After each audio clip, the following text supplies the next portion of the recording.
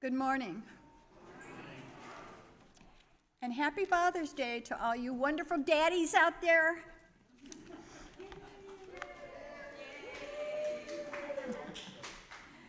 Welcome to the worship service of the First Unitarian Church of Hobart, where we strive to put love at the center of how we show up in the world. So each week, during our Sunday morning worship service, we join in reciting together the words of the affirmation of faith. Love is the doctrine of the church. The quest for truth is its sacrament. Service is its prayer. And this is our covenant, to dwell together in peace, to seek the truth in love, and to help one another. Since not everyone can attend in person, we are streaming this worship service online, and we extend a special welcome to all who are joining us virtually. The joys and sorrows portion of our service, however, is private, and we will temporarily pause the stream at that time. Other than that, the service is being recorded and be available for future viewing on our website. This morning, our minister, Pastor Tom, will be leading a worship service to celebrate the upcoming summer solstice. Please turn off or silence your devices. And as you do so, Allow yourself to enter sacred time together. And take a breath. And another.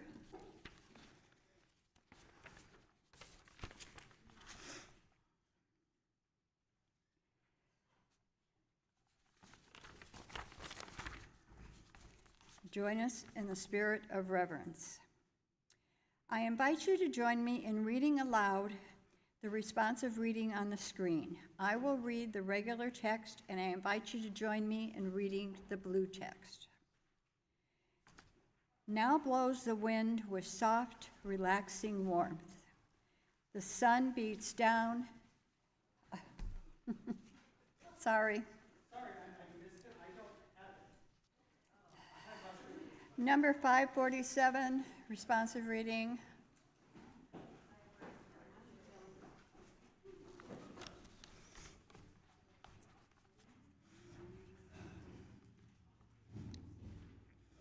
Okay. Now blows the wind with soft, relaxing warmth. The sun beats down, the schools are out.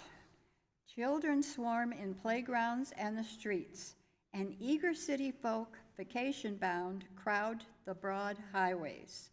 The lakes and seashores lose their solitude, and all the world seems to carnival.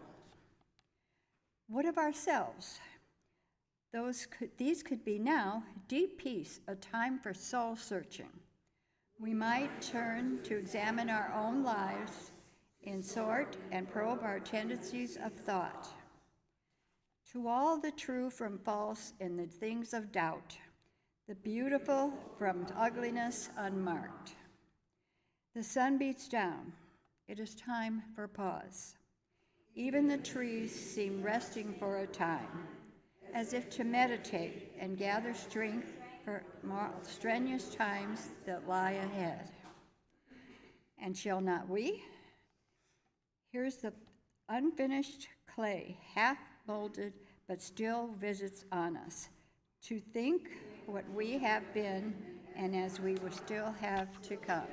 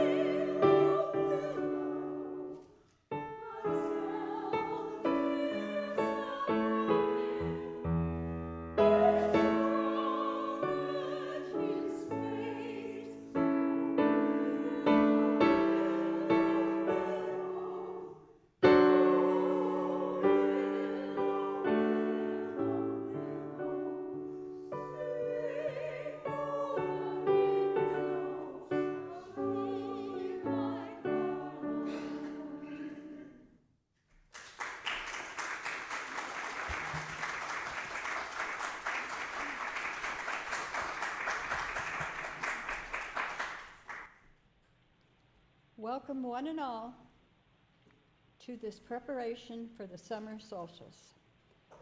I open this gathering with the lighting of the chalice. The cup holds this community, and the flame is a spark of possibility, held in its circles of darkness and light, for we need both to live. Please join me in the lighting of the chalice by reading together the words on the screen and in your order of service. We gather together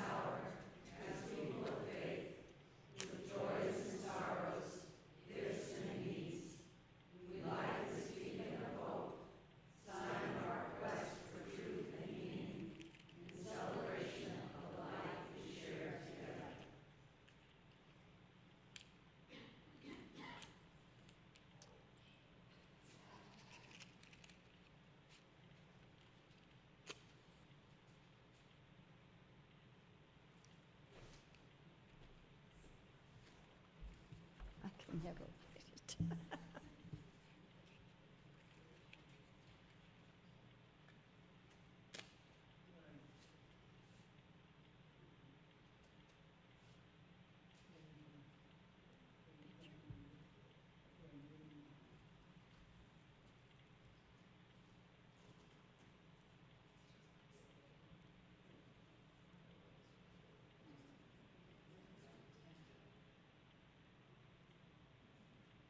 Not going to go.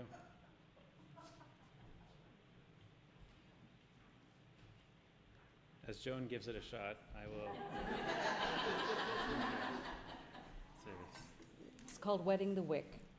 Go for it. So whenever we gather together, there's the opportunity to lift each other up, to find and blaze new trails through our lives, both as individuals and as a community. Hence, the sound cue of blazing a new trail. So I will invite folks into a recovenanting practice that we do each week when we gather, where I'll read a few lines of our covenant and ask you to respond with, "May we forgive ourselves and each other and begin again in love." So for all the ways that we have neglected to expand our spiritual growth and faith in action, may we forgive ourselves and each other and begin again in love. For all the ways that we have not committed our hearts and minds to building a community of caring, acceptance, and reconciliation, may we forgive ourselves and each other and begin again. And for all the ways that we have not actively worked to build trust and respect in our community, may we forgive ourselves and each other and begin again in love. So having recovenanted with each other, I invite you to turn, look at these beautiful folks, faces and presences, welcome them into the space. The folks who are joining us online, wave your hands, smile at them, welcome them into our larger body.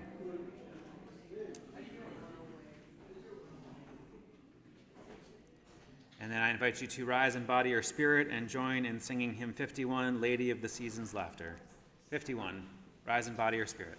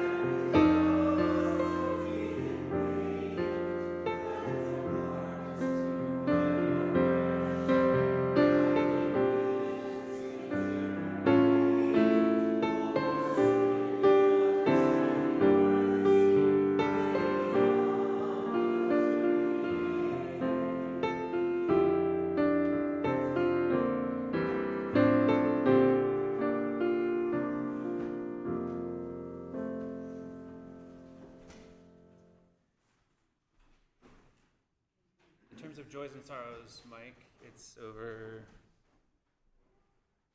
Where is it?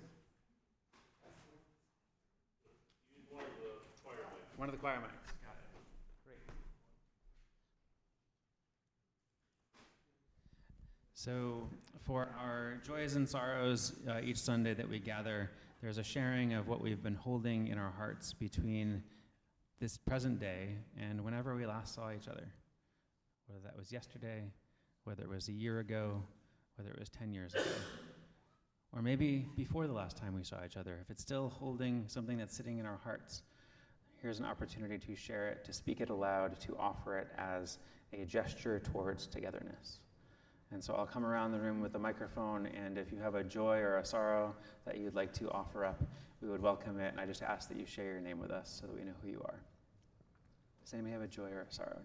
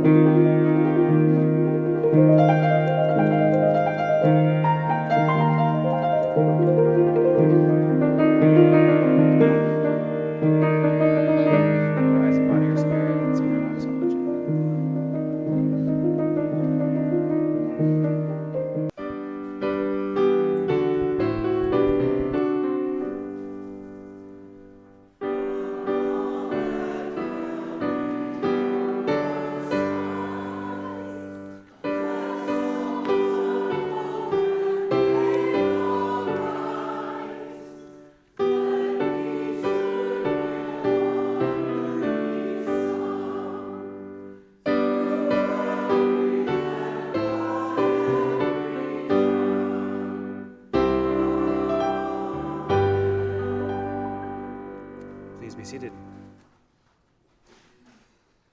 So our story this morning is adapted from a piece by Jack Halberstam, who talks about this photo project from a few years ago in the light of the Olympic Games.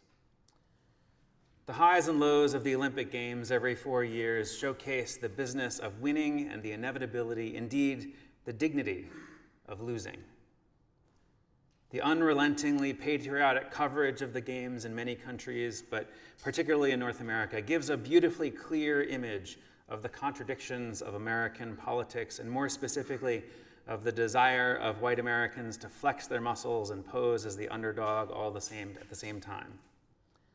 While the individual American athletes practice plenty of failure at the Games, American audiences are generally not permitted to witness those failures. We are instead given wall-to-wall coverage of triumphant Yanks in the pool or in the gym or on the track. We are given the history of winners all day, every day. And so every 4 years, American viewers miss the larger drama of the games, emerging as it does from unpredictability, tragedy, close defeat, and yes, messy and undignified failure.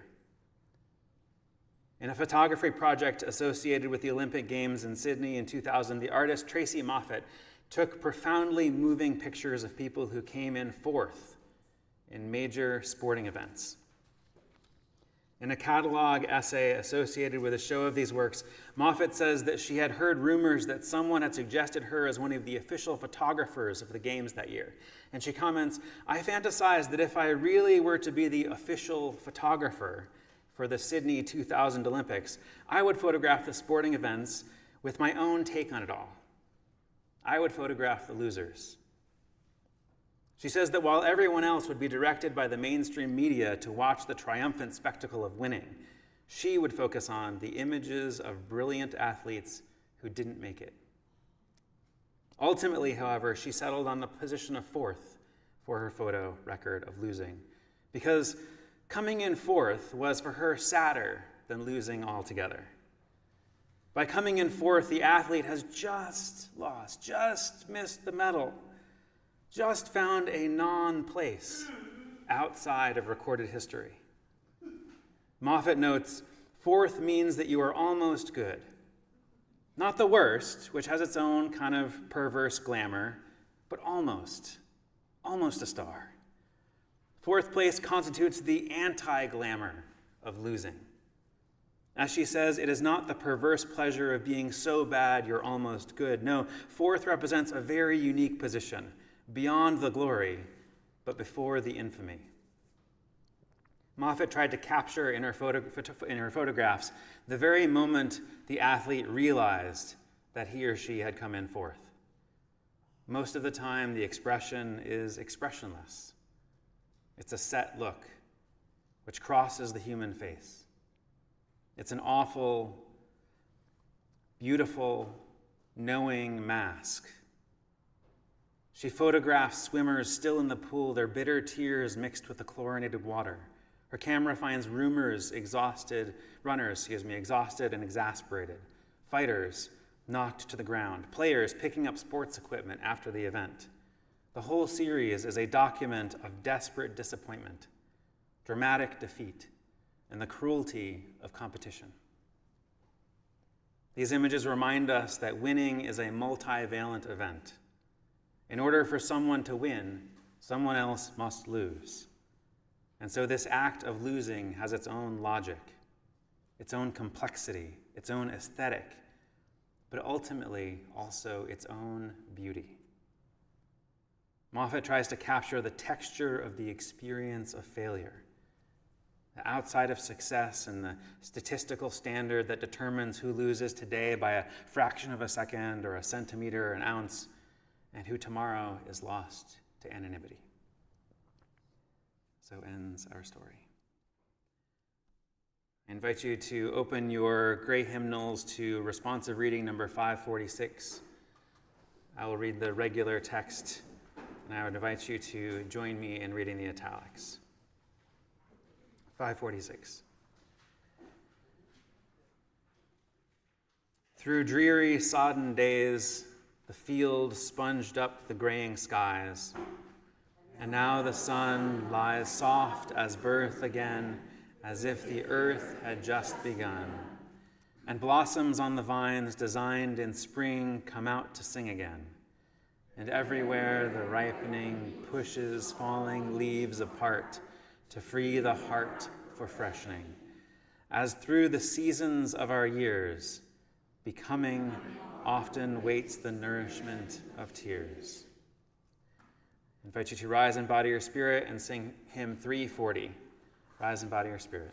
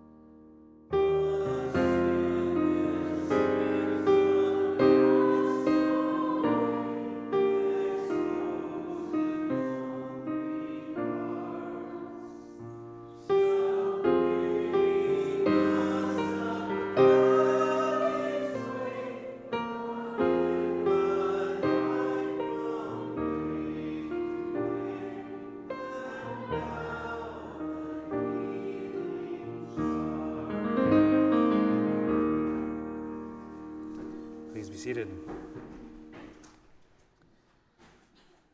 So this morning, I'll be talking a little bit about failure and loss, and then in a couple weeks, we'll be doing a worship service with some appreciations and goodbyes. This failure and loss focus is because as we near the summer solstice, I'm mindful of the parallel with the mid of winter. And oftentimes in the middle of winter, there can be a way that the coldness and the dark can seep into our bones, and there can be a bit of either seasonal affective disorder for some folks, or just kind of a mild depression that sets in. And so often the message in the winter is to perk people up, to connect them to meaning, to energize them, to pull them out of that. And there's I think a value when we do have these long days, particularly as we near the summer solstice, to look in the other direction, to make space for the things that might be a little bit more challenging, so that we're not always just striving for the positive and skipping past those beats. When I was in middle school, there's a school that I was in where there was these clusters. The way that the whole middle school was designed, there were 5 classrooms that you would cycle between throughout the day. And so each period you'd go from one to the next in a pattern. So you'd basically go out one door, go down the hallway, go in the next door, then that period ends, you go out that door, go in the next door, and you do this loop around the classrooms. And there was one point where we were coming back into 7th grade, and I had made the dubious decision to write a girl a love note at the end of the 6th grade. And in the 7th grade, she happened to be in the class that would follow me around that route. And so I made it my mission to get out of there as quickly as possible to avoid seeing her. And so I was always the first one out the door and into the next classroom. And that pattern of trying to rush through things has been a continual theme ever since then in my life. There was a relationship that I was in. One of the things that she really loved to do for people in her life was to take them out for a really lovely meal and treat them to this wonderful feast. And she knew I loved sushi, and so she took me out for sushi, and I would order all the best sushi that I love so much, and it would be gone in about 6 minutes. And she would say, "Did you even taste that?" And I said, "Yes, it was delicious." And she said, "Well, why did I just spend $75 on getting you these different rolls?"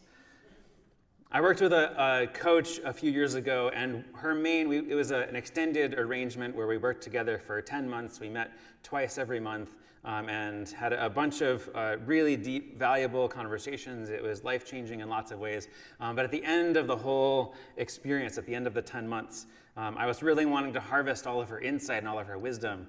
And the main thing that she had to leave me was, slow down. Slow down.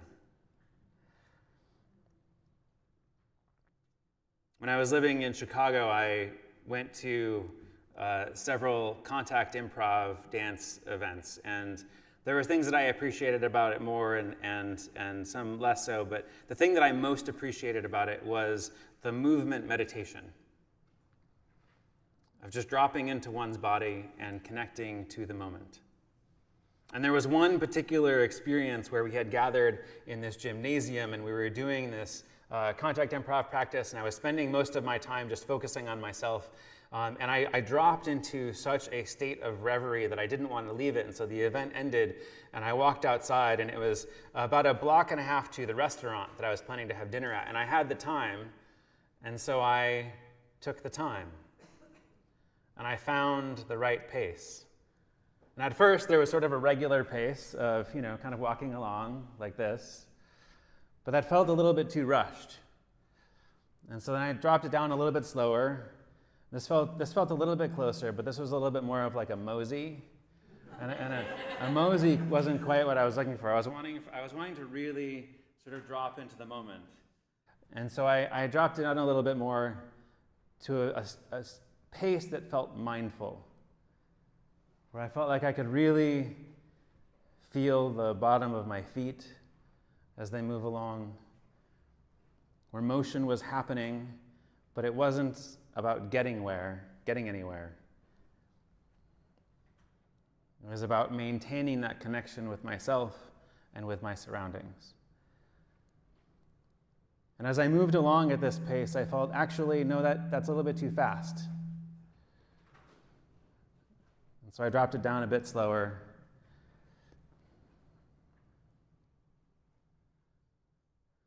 And gradually, over the remaining block and a half, I found the pace that felt just right.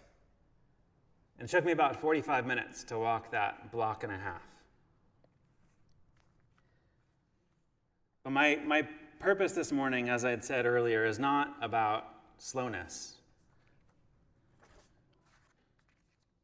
It's about digging into failure and the things that come up along the way that maybe we are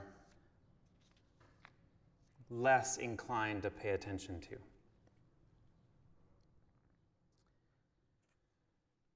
There's often a thing that happens that spurs us to try harder or to move faster or to push and push ourselves. There's an impetus, there's a motivation to lose ourselves in our striving for non-failure. When I first got into sitting meditation, where I got into a regular practice of meditating for 30 minutes every morning, the main thing that I noticed was all the stuff that was going on in my mind all the time. And it drove me crazy. I couldn't turn the thoughts off. Before, I hadn't really been that aware of them. But now I was in this mindful state, and I could just hear all of them pinging around in my head, and it was ridiculous, and it was so infuriating. And that was a really good motivation to stop meditating, to avoid the unpleasantness that was just going on up here. How lowly I stacked up compared to the heights that I desired to be. Particularly now with the state of the world being what it is. There's a temptation to one of two things. Either cynical resignation or some kind of naive optimism.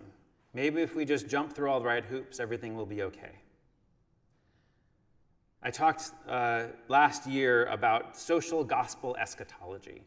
Once again, eschatology is that category of theology that talks about the ultimate ends, the ultimate horizon towards which we're headed. Oftentimes people will talk about the rapture as sort of this one particular popular idea of the eschaton. People might talk about heaven as that. The social gospel eschatology that has informed Unitarian Universalism, but also informs lots of strands of Christianity, really strives to bring heaven onto earth, to interact with each other, to build change, to bring about a society that realizes what God has made possible for us. And the pros of that, why that is a beautiful thing, is it means a lot of wonderful thing gets to be brought into being because people are creating positive social change in the world. But one of the downsides of that is that actually reaching that is more than we can possibly do in a lifetime. And so it can sometimes mean for a lot of folks a degree of striving that results in burnout and dropping away, or just feeling some sense of dejection and despair. If our strategy for success is simply to try and try again, even if we do eventually succeed, then in the words of queer anthropologist Jack Halberstam, that's a pretty grim scenario of success.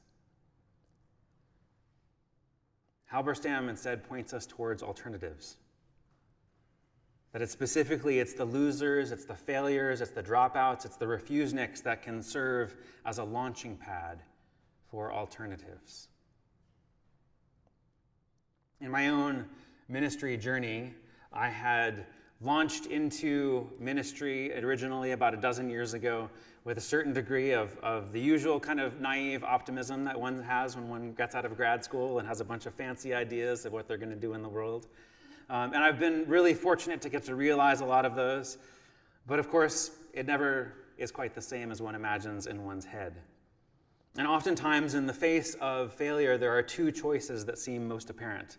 Either to redouble one's efforts in the same direction and in the same manner, hoping that the next time one will prove capable enough to win out, or to retreat and run back to the safer shores of some kind of known security or competence. And indeed, those are, just like anyone else, the two most used options by UU ministers who discern some kind of change is needed.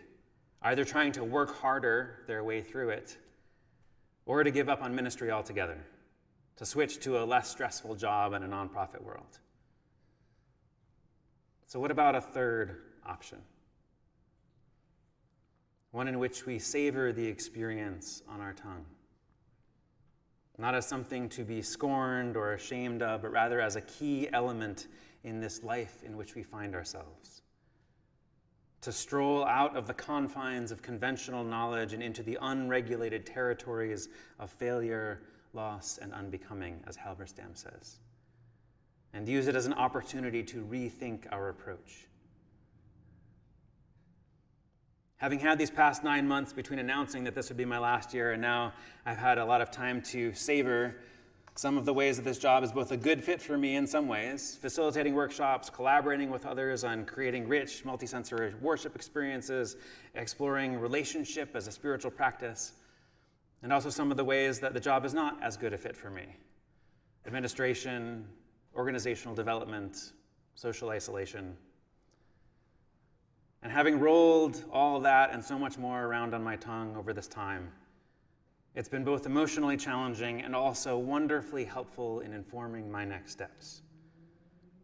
When people have asked me how I'm feeling about my next chapter, my usual response is I'm really excited and I'm really terrified. But I have enough faith in my path as the one art of my life path to move forward despite the terror. Elizabeth Bishop's poem, One Art, goes, "The art of losing isn't hard to master. So many things seem filled with intent to be lost that their loss is no disaster.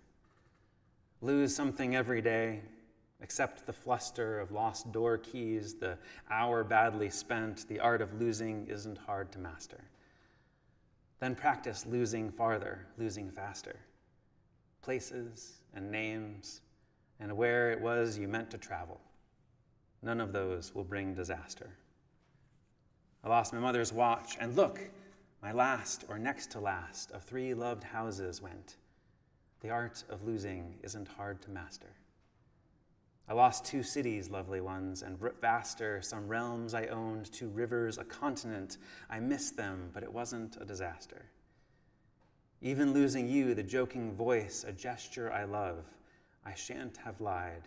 It's evident the art of losing's not too hard to master, though it may look like, write it, like disaster."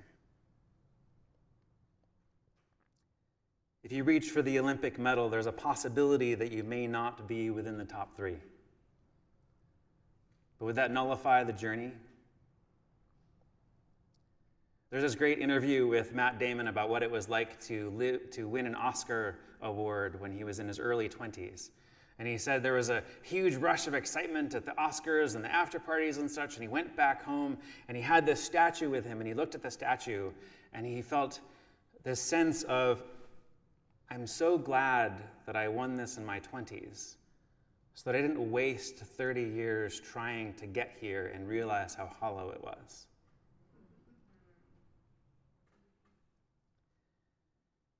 May we resist mastery and privilege and instead lean into what first may seem nonsensical. May we revel in the detours, the twists, the turns through knowing and confusion that seeks not to explain, but rather to involve our full selves. In the long run, it's often more valuable to get lost than it is to find our way. There are realms of great possibility that are generally not achieved by greater and greater striving, but rather they are most often reached by venturing out beyond the expected paths to the places that have not been set out for us, to live a life that involves trying and failing and trying again, to separate ourselves from the particular logic of success that keeps us on the safe and familiar, if grindingly grim path, a mode of turning so fast from our failures that we miss the fullness of ourselves. Because we as a culture so despise failure, we often have this association between failure and negativity. There's a practice that was suggested to me that I tried doing with the staff at a previous church that I served, where every staff meeting at the beginning, our check-in question was a nailed it and failed it question. Since the last time that we met, what did you nail and what did you fail? And there was so much resistance to that question in those staff meetings that I just ended up giving it up and stopping trying to do that. Because there's nothing about failure that is so repellent to us in our culture. But there's also nothing about failure in and of itself that is necessarily negative. Rather, it's possible, in the words of Samuel Beckett, to fail well, to fail often, and to learn how to fail better. And that usually involves detours and getting lost and wandering and improvising and falling short and moving in circles and losing our way and losing track of where we parked and losing track of our agenda and possibly losing our minds. But that is what's involved in setting out beyond the expected paths. So we're going to do a very brief passing out of some parsley here. Parsley is one of the possibilities that is used at Passover Seders for its bitterness. It's the easier version. Some folks use horseradish, which is a little bit more challenging. So we're going to just use the parsley this morning. But I don't know how many of you have ever been a cook. Somebody who uses cookbooks. Usually one of those ingredients that's common in there is parsley, right? Parsley and onions, there's sort of the standard things in there. But one of the things that parsley offers into the dish specifically is bitterness. And so there's an opportunity to just focus on the parsley itself as something that can be woven into the rest of experience, and often to great benefit. So I'll invite up a couple of our, thank you, Ruth and Marianne, I think was also gonna help pass this out. And they're gonna come around the room and just, they're gonna help you with grabbing a sprig of parsley for yourself. And once you have the parsley in your hand, just hold on to it for a moment, and I will direct everybody to, go for it, go for it. Pass it out to folks.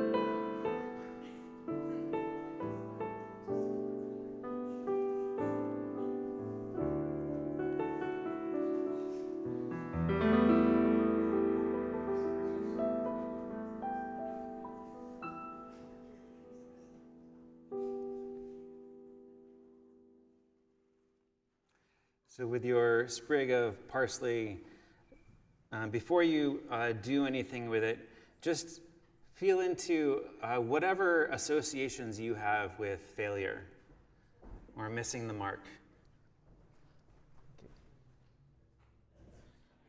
Whether you resist it, whether it involves some degree of shame or hesitation or frustration or whatever the feeling tone of failure might be for you. And what might it be like to lean into that sensation as opposed to run away from it? To welcome it into yourself, to see what it might have to offer you. And once you have a sense of what it is that you might be leaning into, just grab a leaf off the parsley and put it in your mouth and see if you can notice the bitterness there. It might be very mild. It might be so mild that you might have to reach for it in your palate. And whether or not you're even able to notice it, feel yourself reaching for the bitterness in there.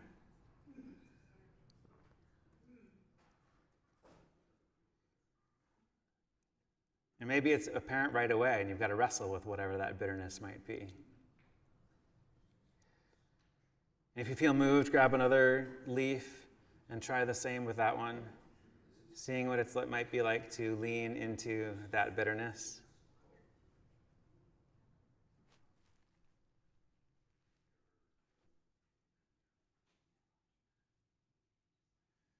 And welcoming it into a part of your path.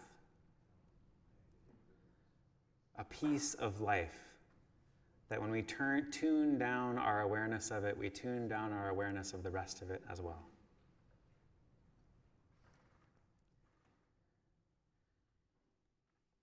There was a meditation practice that I was introduced to at one point where instead of paying attention to our breath in our chests or in our bellies and in our bodies, we were supposed to pay attention to our breath against this piece of skin just above our upper lip.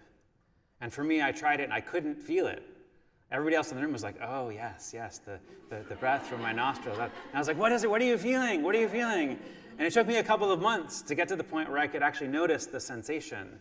And I was able to pay attention to it to the point where not only could I feel the pressure of the air coming out, but I could also feel the suction of the air going back in as well. So if you aren't able to taste the bitterness in there, just trust me, you can taste the bitterness. You can taste the bitterness. We are not some kind of finished masters on the face of the earth who are already set to go perfect at what we do. We don't need to be in order to be worth anything. We are still yet to become. And our becoming often waits for the nourishment of our tears. May we write history's fairer page, not just in the world outside of ourselves, but also within, being fairer to our non-masterful selves, allowing the fullness of ourselves, of all the parts of us that don't fit into some sense of how we're supposed to be, our foibles, our queerness, our faults, our failures. May we say yes to a life that can contain more than just getting it right. And may we walk that path together. Blessed be.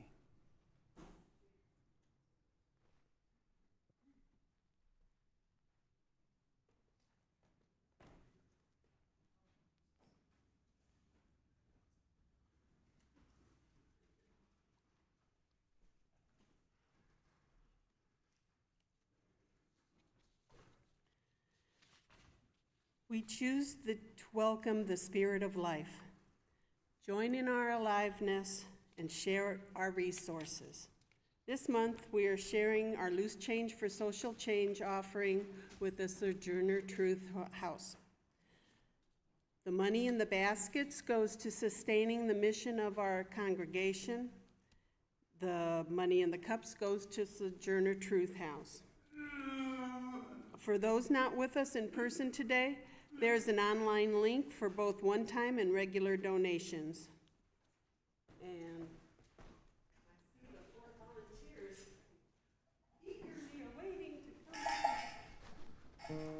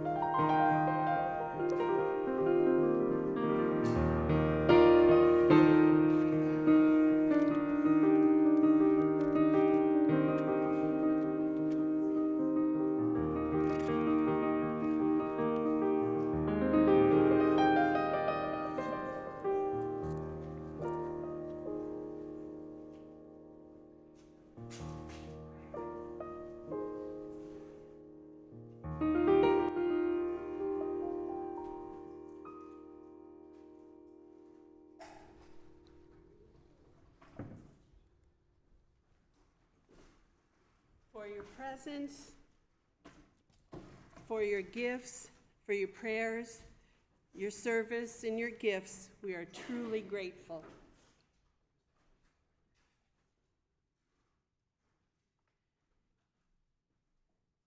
And another way that we walk together is by joining together for fun and fellowship. And so in order for you to know what those things are, we have announcements. And Cheryl's going to give us our first announcement.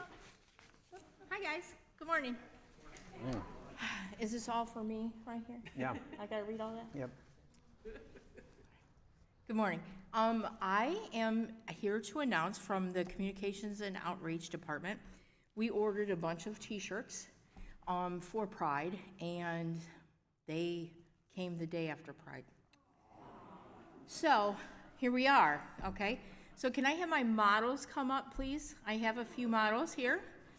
We have 3 designs. I think we only have 2 designs being modeled, but we have our wonderful Maggie Reister here with one, you could see the front and the back. All of the backs are the same. And then the 3 different designs, Patrick Chirilla and Mary Ann are modeling the same kind, okay? Okay, and we are selling them for Okay, Patrick, that's a good job. Good job. This is a runway right here, so go ahead. Yeah.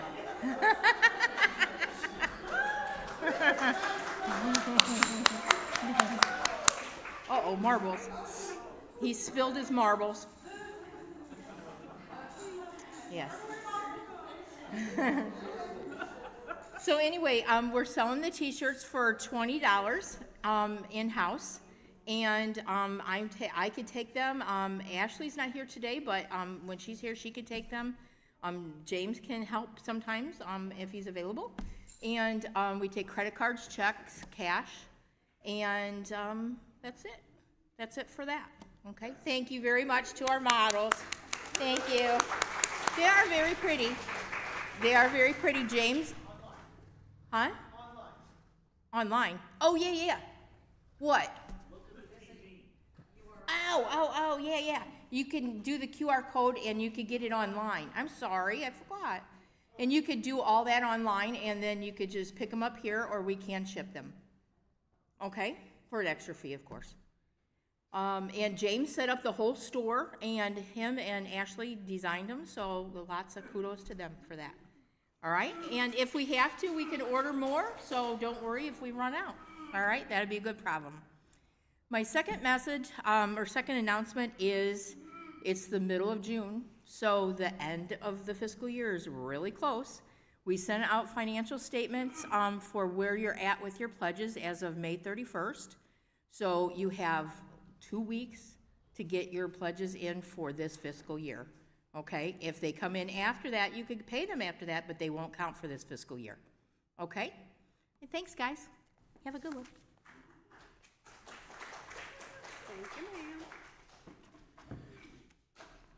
All right, the public comment period to save Briar Woods in Hammond ends on June 20th at 11:59 p.m. The Faith in Action is hosting a showing of the Save Briar East Woods documentary on Monday, June 16th, tomorrow night. Members of the Dune Dusters group will be present for discussion and letter writing after the show. And of course, we will have snacks. And that starts at 6 p.m. June 21st, Cups will have a solstice ritual and potluck at the church at 6 p.m. We will have an extended potluck coffee hour on June 29th for Pastor Tom's send-off. Please bring a dish to share as we say goodbye. We'll be handing out free snow cones on July 4th here at the church during the 4th of July parade. Please see Michelle if you're interested in joining in on the fun. Volunteers must be here prior to 8:45 a.m. due to parking considerations. And the church picnic will be July 6th at the church in the garden. And next week's service will be at 10 o'clock, and we'll watch the General Assembly. So, that's enough. Pardon? At 10? Yeah, so, an hour early. So, okie dokie. Now, please rise in body or spirit to join in singing hymn number 6, Just as Long as I Have Breath.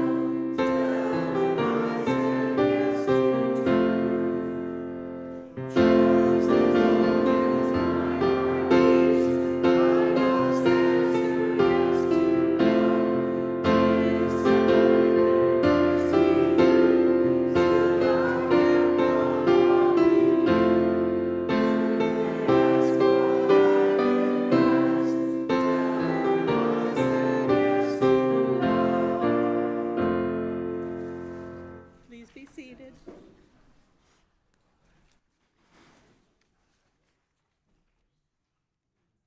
Help us to be the always hopeful gardeners of the Spirit, who know that without darkness nothing comes to birth, as without light nothing flowers. We lost Sly Stone this week, and talking by him regarding summertime.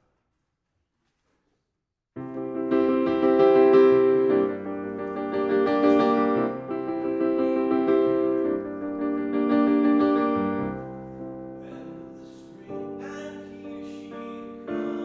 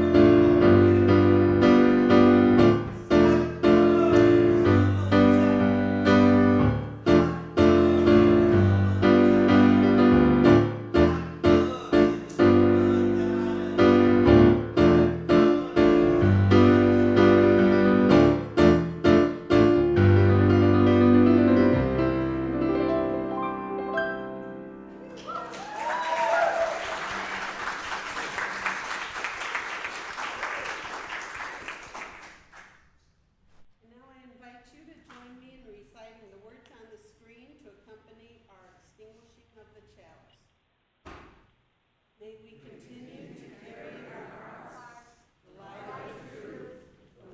of community and the fire of commitment until we are together again. Please join us in the parish hall for refreshments and fellowship.